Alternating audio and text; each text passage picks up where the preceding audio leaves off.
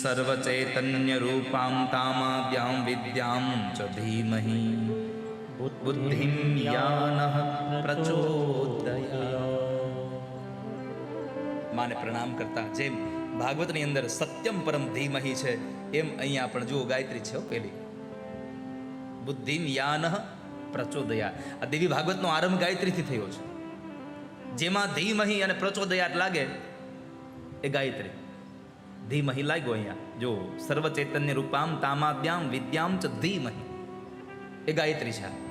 તો ગાયત્રીથી જ અહીંયા દેવી ભાગવતનો પ્રારંભ કર્યો, કહ્યું કે જે સર્વચેતના સ્વરૂપા આદિશક્તિ તથા બ્રહ્મ વિદ્યા સ્વરૂપિણી ભગવતી જગદંબા છે તેનું અમે ધ્યાન કરીએ છીએ.